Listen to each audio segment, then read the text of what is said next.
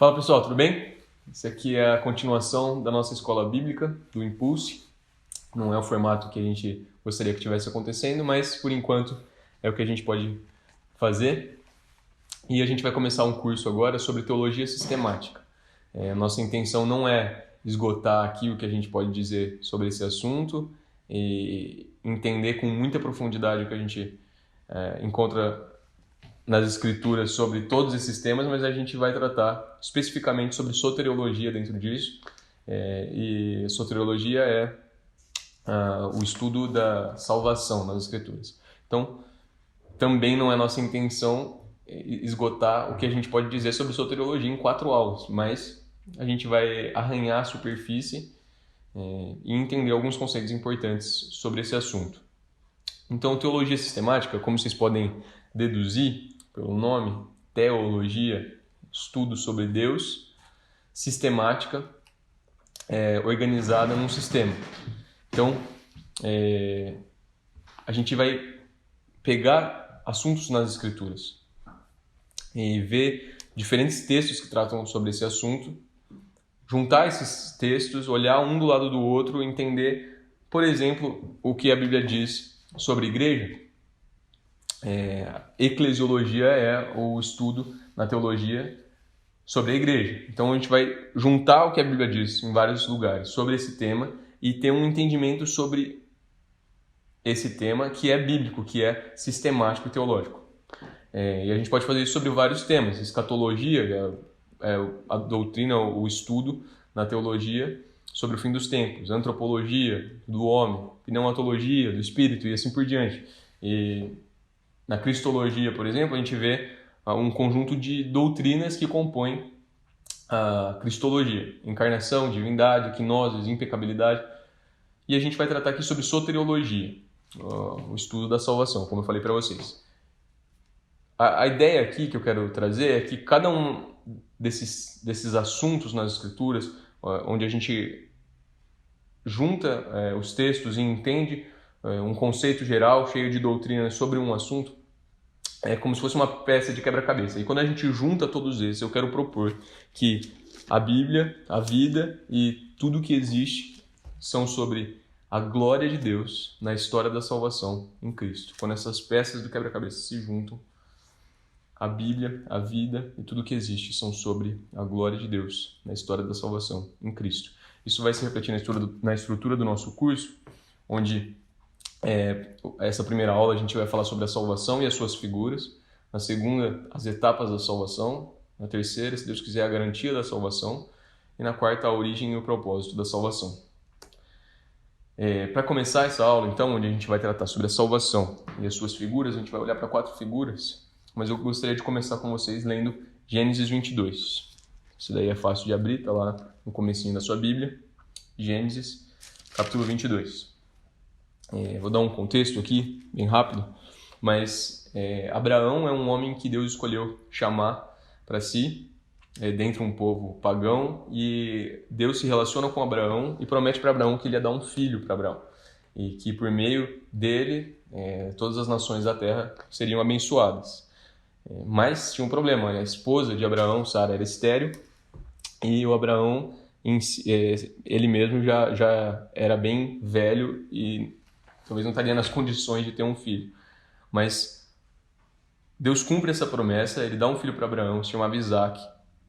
E Deus tinha prometido que por meio desse filho, todas as nações da terra seriam abençoadas pela descendência de Abraão através de Isaac. Mas aqui no começo de Gênesis 22 diz assim: passado algum tempo, Deus pôs Abraão à prova, dizendo-lhe: Abraão, ele respondeu: eis-me aqui. Então disse Deus: tome seu filho, seu único filho, Isaque, a quem você ama, e vá para a região de Moriá. Sacrifique-o ali como holocausto num dos montes que lhe indicarei. Aqui o que Deus está pedindo para Abraão é: Abraão, sabe esse filho que eu te dei e que eu prometi para você, que através dele eu multiplicaria a sua descendência e faria todas as nações da terra abençoadas?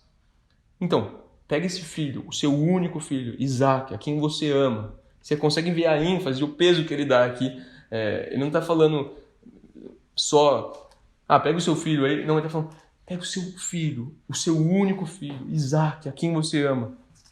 Ele está falando, leva para esse monte e sacrifica. E a gente vai entender um pouco melhor daqui a pouco o que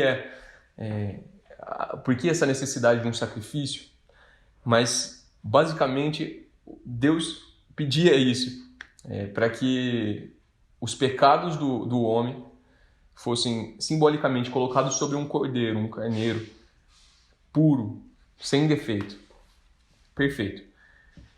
E representativamente ali, os pecados do homem estavam sendo castigados no cordeiro. Ele estava sendo morto por causa dos pecados do homem. E Deus pediu para que, dessa vez, em vez de um cordeiro, Abraão sacrificasse o próprio filho dele, como oferta pelo pecado. E na manhã seguinte, no versículo 3, Abraão levantou-se e preparou seu jumento. Levou consigo 2 dos seus servos e Isaque, seu filho. Depois de cortar lenha para o holocausto, partiu em direção ao lugar que Deus lhe havia indicado. No terceiro dia de viagem, Abraão olhou e viu o lugar ao longe. Disse ele aos seus servos, fiquem aqui com o jumento, enquanto eu e o rapaz vamos até lá. Depois de adorarmos, voltaremos. É importante a gente prestar atenção no plural aqui desse verbo. Voltaremos, quer dizer que ele e o filho voltariam. Mas Abraão pegou a lenha para o holocausto e o colocou nos ombros do seu filho Isaque. E ele mesmo levou as brasas para o fogo e a faca. E caminhando os dois juntos, Isaque disse ao seu pai, Abraão, meu pai? Sim, meu filho, respondeu Abraão. Isaque perguntou, as brasas e a lenha estão aqui, mas onde está o cordeiro para o holocausto? Respondeu Abraão, Deus mesmo há de prover o cordeiro para o holocausto, meu filho. E os dois continuaram a caminhar juntos. Quando chegaram ao lugar que Deus lhe havia indicado, Abraão construiu um altar e sobre ele arrumou a lenha. Amarrou seu filho Isaque e o colocou sobre o altar em cima da lenha. Então estendeu a mão e pegou a faca para sacrificar seu filho. Mas o anjo do Senhor lhe chamou do céu. Abraão, Abraão, eis-me aqui, respondeu ele. Não toque no rapaz, disse o anjo. Não lhe faça nada. Agora sei que você teme a Deus, porque não me negou seu filho, o seu único filho. Abraão ergueu os olhos e viu um carneiro preso pelos chifres num arbusto. Foi lá pegá-lo e o sacrificou como holocausto em lugar de seu filho. Abraão deu àquele lugar o nome de O Senhor Proverá. Por isso, até hoje se diz, no monte do Senhor se proverá. Aqui, além de uma prova de Deus para Abraão, a gente vai entender que tem uma figura maravilhosa sobre a salvação. Mas a gente vai tratar agora sobre a salvação e as suas figuras. E no final da aula, a gente vai voltar para essa figura específica da propiciação. A primeira figura que a gente vai tratar é a figura da redenção. E a gente pode olhar para todas essas figuras, que são redenção, justificação, reconciliação e propiciação, e entender que a essência de todas elas, no centro de todas elas está uma realidade, um conceito que é a substituição. Mas a primeira figura é a redenção. E aqui, o cenário onde isso acontece é a de um mercado de escravos. A gente pode, embora a gente não tenha isso na nossa cultura, pelo menos não é o que a gente enxerga no dia a dia, na nossa vida comum, mas um mercado de escravos, vocês podem olhar lá nos seus livros de história e entender a figura, e mesmo nas escrituras, quando a gente lembra da história de José, como ele foi vendido como escravo para o Egito. Imaginar a cena dele chegando no Egito e os homens que tinham comprado colocarem ele do lado de uma série de outros homens que também estavam nessa posição e começarem a vender isso como escravo. Tanto que chega Potifar ali e compra José. Mas a figura aqui é de um mercado de escravos. E a gente, nessa figura, está na posição de escravo. E o senhor de escravos, nesse caso, quem tem o poder sobre nós na situação inicial, é o pecado, é a carne, é a lei. A gente está escravo do pecado. E isso a gente pode ver com clareza se a gente for lá para Romanos. No capítulo 6, diz assim, no versículo 16 e 18. Não sabem que quando vocês se oferecem a alguém para lhe obedecer como escravos, tornam-se escravos daquele a quem obedecem? Escravos do pecado que leva à morte. ou da obediência que leva à justiça, vocês foram libertados do pecado e tornaram-se escravos da justiça. A situação inicial aqui era que a gente era escravo do pecado. E quando a gente chega no capítulo 7, a gente entende bem como funcionava essa dinâmica. A gente vê essa figura sendo aplicada à realidade. Na ideia de que, por mais que Paulo reconhecesse que a lei era boa, era santa, era justa, ele quisesse fazer o que a lei dizia, ele encontrava essa realidade dentro do próprio coração dele. Quando ele queria fazer o que era certo, o mal estava junto dele. É como se ele estivesse tentando correr e de repente ele para e sente uma pressão no pé dele, um peso no pé dele, e ele olha e ele está amarrado numa corrente. E ele está escravo do pecado. Essa é a situação inicial. Por mais que ele queira fazer o que é certo, por mais que a gente queira fazer o que é certo, a gente se encontra na posição de escravos do pecado. O homem natural, ele não consegue fazer por si mesmo nenhum tipo de busca na direção de Deus. Mas ele está escravo do pecado. Ele está ali vivendo para fazer a vontade do pecado. E o ato aqui, nessa figura da redenção, onde a gente está num mercado de escravos e a gente é escravo do pecado, é que Deus nos comprou. Então, lá em 1 Coríntios 6, 20, diz: vocês foram comprados por alto preço, portanto glorifiquem a Deus com o seu próprio corpo. Esse ato é o que faz parte da figura. É o ato em que Deus nos compra. Como quando a gente estava na posição de escravos do pecado, Deus vem e nos compra. E aí, Ele passa a ser o nosso Senhor. Mas o meio pelo qual Ele nos compra é a substituição. E o meio a gente vai ver em todas essas figuras, é sempre a substituição. Em Gálatas 3:13 diz assim: Cristo nos redimiu, e essa é a nossa figura, a redenção, da maldição da lei, quando se tornou maldição em nosso lugar. Pois está escrito: maldito todo aquele que for pendurado no madeiro. Então, a redenção funciona de que forma? Qual foi o momento em que Cristo nos redimiu?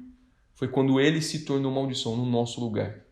Foi quando Ele assumiu o nosso lugar ali na cruz e se tornou maldição por nós, que Deus nos compra de volta do pecado. E a gente poderia passar mais tempo lendo os textos, não só um versículo isolado, mas lendo os textos e entendendo isso, só que a gente tem 4 figuras para ver nessa aula e vai ser mais rápido. Eu quero olhar só para uma figura que está no Antigo Testamento, um relato que está no Antigo Testamento, que contribui bastante para essa figura. E isso está lá em Oséias, capítulo 3. Oséias era um profeta, um homem de Deus, e Deus tinha falado para que ele se casasse com uma mulher que se chamava Gomer, e era inicialmente uma prostituta, mas ela tinha sido limpa e casada com Oséias. E eles já tinham filhos, eles já tinham 3 filhos e tinham uma vida estabelecida no casamento, só que aí Gomer decidiu que ela iria voltar para a prostituição. E ela sai de casa, abandona o marido, abandona os filhos e volta para a prostituição. E olha só o que acontece no capítulo 3. O Senhor me disse, Oséias: vá, trate novamente com amor a sua mulher, apesar de ela ser amada por outro e ser adúltera. Ame-a como o Senhor ama os israelitas, apesar de eles se voltarem para outros deuses e de amarem os bolos sagrados de uvas passas. Então, o que aconteceu aqui foi: Oséias, eu sei que a sua esposa te deixou, abandonou a sua casa, você, os seus filhos, e voltou para a prostituição. Mas eu estou te falando, vai atrás dela agora. E ele vai, você pode imaginar Oséias andando pelos lugares mais sujos, os becos mais horríveis da cidade, onde um homem de Deus nunca pisaria, procurando a sua esposa. E ele chega ali e provavelmente encontra Gomer amarrada, acorrentada, ou sendo vendida pela melhor oferta, como escrava mesmo. E aí diz no versículo 2, por isso eu a comprei por 180 gramas de prata e 1,5 barril de cevada. Como assim você comprou? Ela é sua esposa, ela já é sua. Mas ele está dizendo que ele foi lá e comprou. E você pode imaginar ele chegando nesse lugar e dizendo, Gomer, e aí chega um cara na porta e para na frente dele e fala assim, ela custa tanto.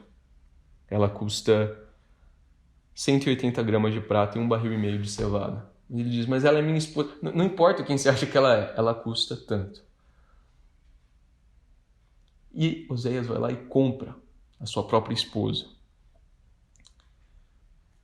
E olha só o que diz. Versículo 3. E eu lhe disse, você viverá comigo por muitos dias. Não será mais prostituta, nem pertencerá a nenhum outro homem. E eu viverei com você. Não só Oséias compra Gomer de volta, sua esposa, ele também restabelece a comunhão com ela, o relacionamento com ela. E no versículo 4 ele explica isso. Pois os israelitas viverão muitos dias sem rei e sem líder, sem sacrifício e sem coluna sagrada, sem colete sacerdotal e sem ídolo de família. Depois disso, os israelitas voltarão e buscarão o Senhor, o seu Deus, e Davi, o seu rei. Virão tremendo atrás do Senhor e das suas bênçãos nos últimos dias. E aqui a gente pode ter essa ideia de que a forma como Deus lida com o seu povo está relacionada com a forma como Oséias lidou com Gomer aqui. Apesar de ela ser amada por outros, ser adúltera, apesar de ela ter ela mesma se colocado na posição de escrava, Deus vem e anda pelos becos mais sujos. Ele desce da posição dele nos céus, na pureza e santidade em que ele está, para andar aqui descalço, com sandália, com areia entrando entre o pé e a sandália, suando no sol da Palestina, tendo que sentir fome, sono, e ele nos compra de volta, sendo que do Senhor é a terra e tudo que nela há, mas ele nos compra com o seu sangue e restabelece a comunhão, e ele pode dizer para a gente, você viverá comigo por muitos dias, não será mais escravo, e eu viverei com você. Essa é a primeira figura, a redenção, onde nós somos escravos do pecado. Deus vem e nos compra com seu próprio sangue, pela substituição, Cristo assumindo o nosso lugar. E então ele nos chama para si. A segunda figura que a gente vai olhar é a da justificação. E o cenário aqui é um tribunal. Então, a gente pode imaginar um juiz justo, que é Deus. A gente pode imaginar um criminoso, um réu, que sou eu e você.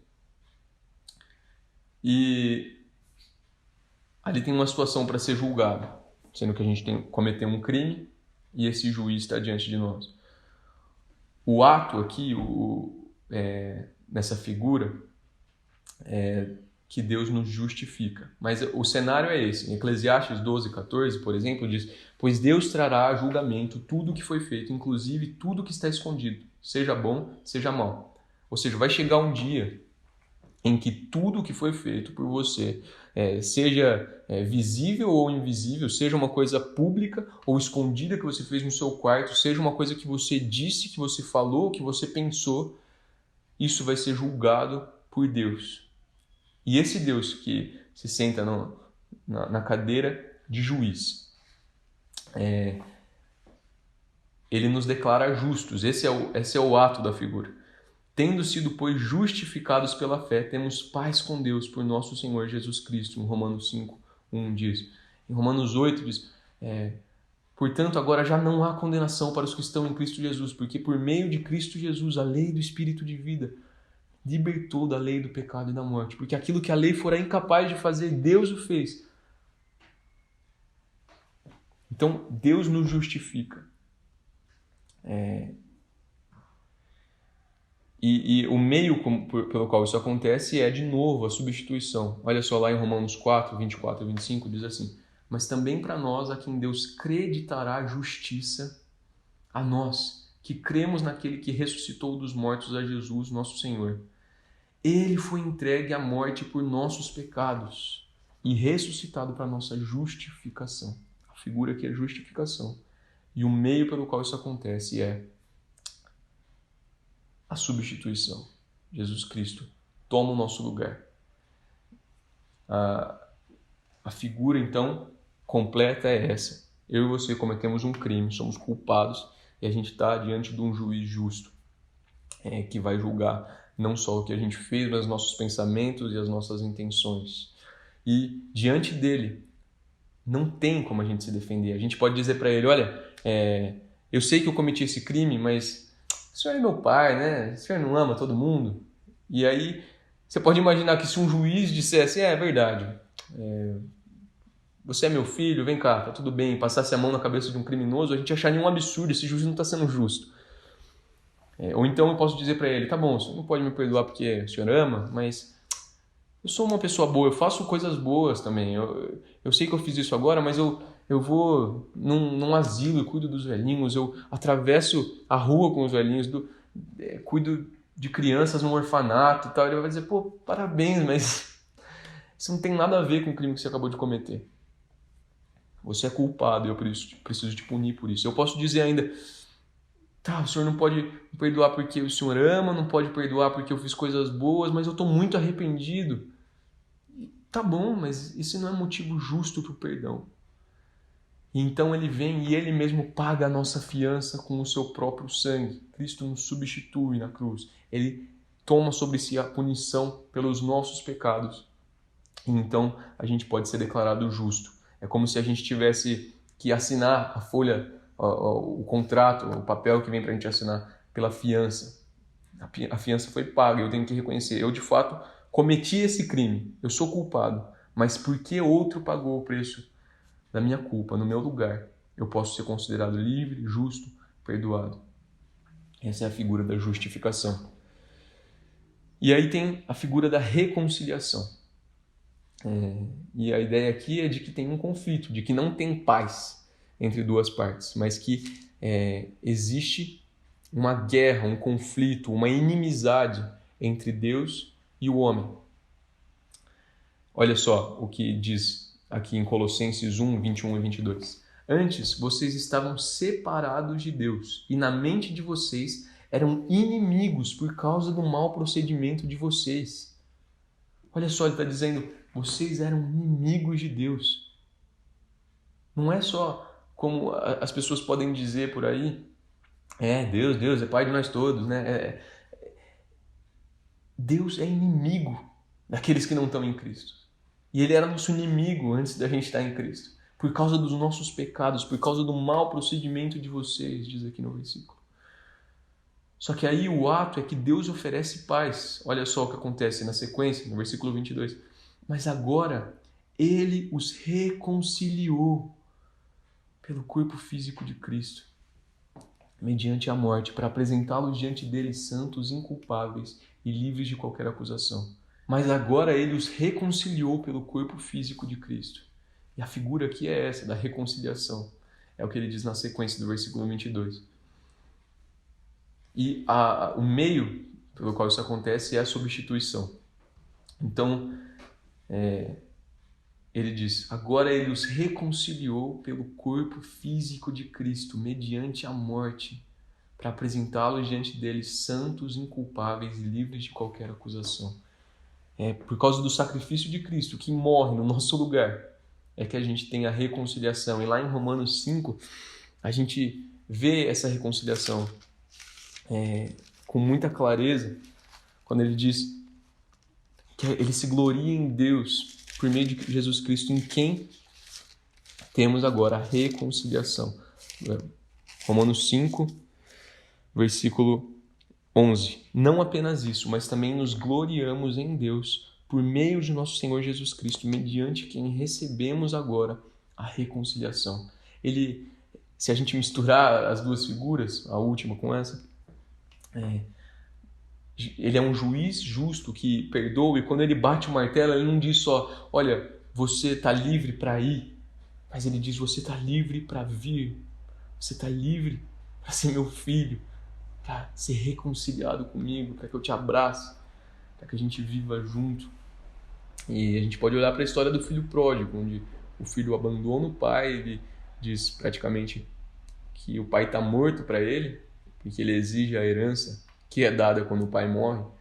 Antes, ele sai, vai para uma cidade longe, gasta tudo o que o pai deu para ele, e quando chega a fome, a situação de dificuldade, ele cai em si e diz, eu vou voltar para casa do meu pai, e eu vou pedir não mais para ser filho dele, mas pelo menos para ser servo, se ele me aceitar, se ele me receber como servo.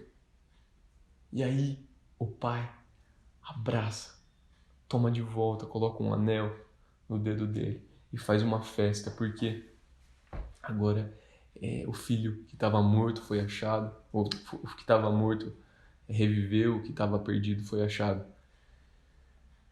E essa reconciliação que a gente tem com Deus, que a gente pode agora se relacionar com Ele verdadeiramente, a oferta de paz que Ele fez na cruz, é o que nos dá a chance de estar perto dele outra vez, reunidos com Ele.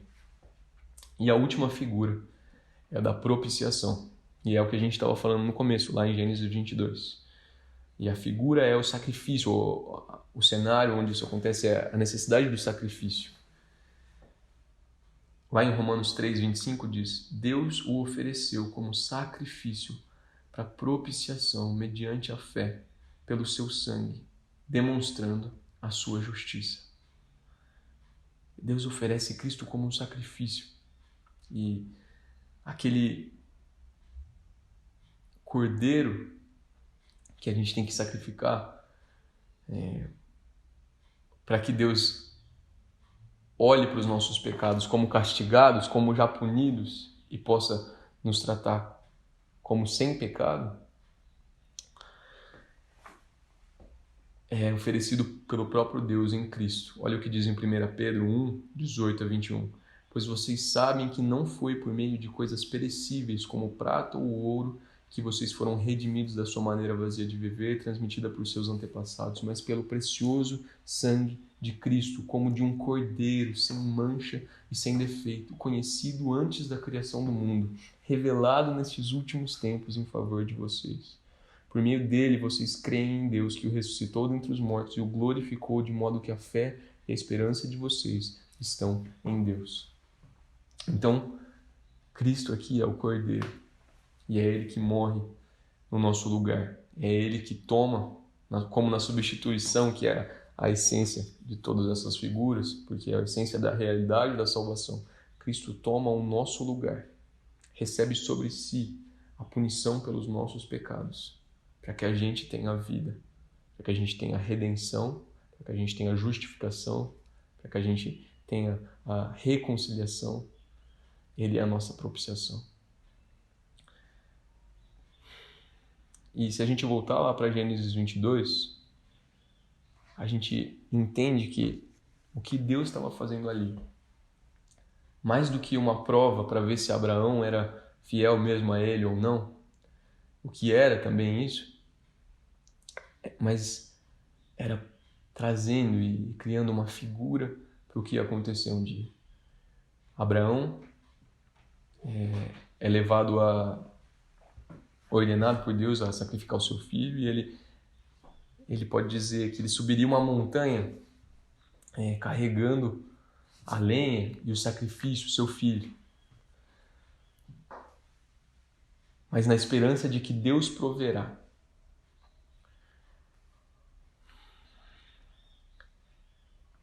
E aí Deus pode dizer para ele, olha, Abraão, levante os olhos, veja, minha graça te alcançou, não tema, não sacrifique o seu filho, porque o dia vem em que eu vou sacrificar o meu filho, eu vou subir uma montanha carregando a lenha, o madeiro, e eu vou sacrificar o meu filho, a esperança do mundo.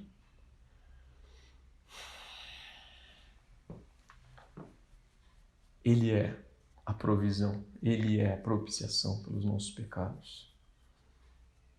E eu gostaria que a gente terminasse essa aula assistindo esse clipe, ou essa música que fala sobre isso. Ela relaciona a história de Gênesis 22, onde Deus falou com Abraão para ele sacrificar o próprio filho, quando Cristo foi sacrificado pelos nossos pecados, o Filho de Deus. Muito obrigado e até a próxima aula.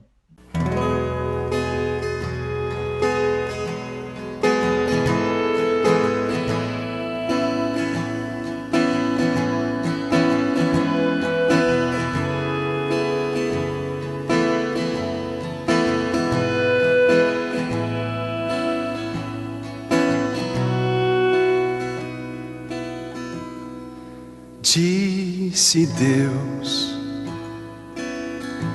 o provarei, para ver se ele é meu, para que ele entenda o que irá passar no coração de um pai que sofre ao prover. E ele subirá uma montanha carregando a lenha e o sacrifício. O seu filho,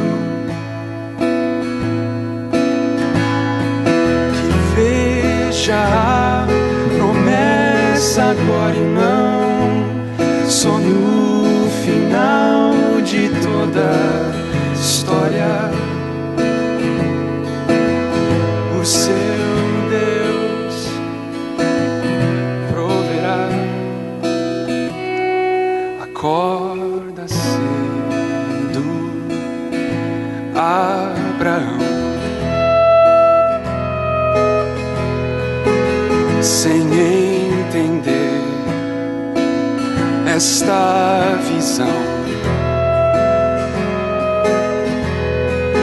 Junta tudo que o Senhor pediu e ao terceiro dia chega lá a Moriá, dizendo: eu subirei esta montanha carregando a esperança comigo. O meu filho me mostre a promessa agora e não só no final de toda história. O meu Deus proverá. Levante os olhos, Abraão, e veja, minha graça te alcançou, enfim, não tema, veja, pois o dia vem em que entregarei também meu filho, amado filho.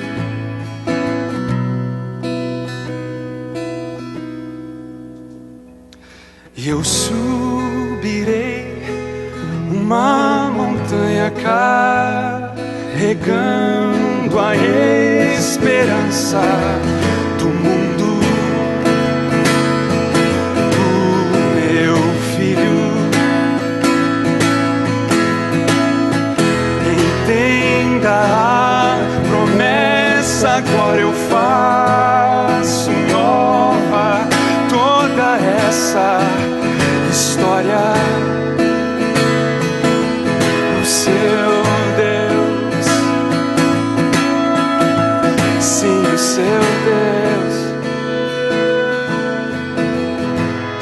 meu Deus,